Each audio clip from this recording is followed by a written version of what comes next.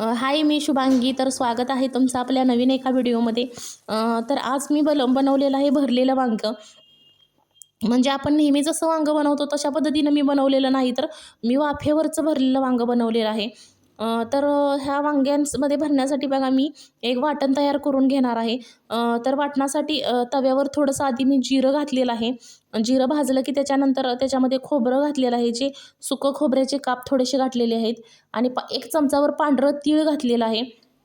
त्याचनंतर आल्याचे 2-3 तुकडे घातलेले आहेत आणि लसणाच्या 5 ते 6 पाकळ्या घातल्या.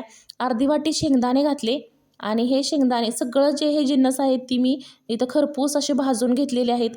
तर भाजल्याच्या नंतर थंड होण्यासाठी काढून घेतले. त्याच्यामध्ये थोडासा कढीपत्ता, कोथिंबीर आणि थोडंसं मीठ घातलेलं आहे आणि 1 चमचाभर आपला जो कांदा लसूण मसाला असतो तो घातलेला आहे.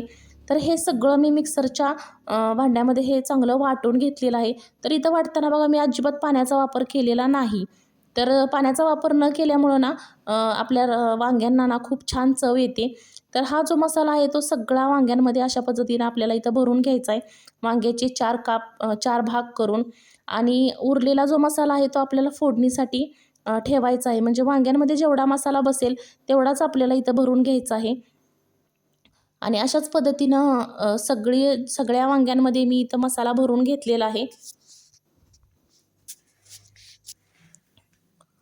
आता मी वांग्यांमध्ये मसाला भरल्यानंतर जो आपण मोदक वगैरे उकडवतो ते जे भांडं असतं ना आपलं, त्याच्यामध्ये ही जी सगळी वांगी आहेत ती वाफ काढण्यासाठी मी इथं ठेवून देणार आहे.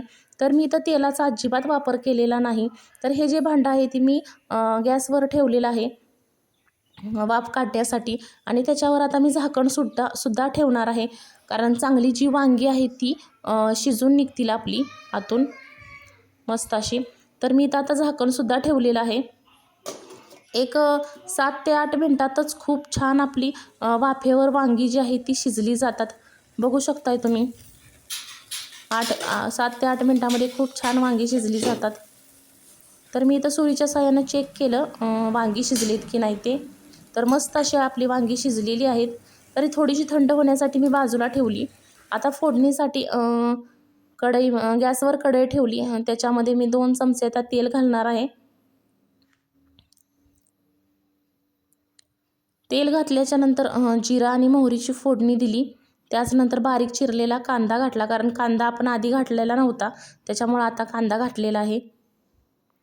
आणि वांग्यांमध्ये कांदा थोडासा मऊ झाल्यानंतर वांग्यांमध्ये भरून जो राहिलेला मसाला आहे तो मसाला ह्याच्यामध्ये घालायचा आहे.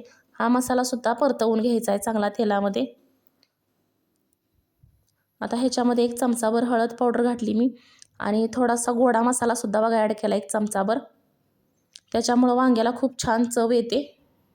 1 चमचाभर गोडा मसाला ॲड केला. हे सगळं चांगलं मिक्स करून घेतलं आणि जी आपण वांगी वाफलून घेतली होती ती सगळी वांगी या मसाल्यांमध्ये मी आता घालून घेतलेली आहेत, चांगली परतवून घेतलेली आहेत.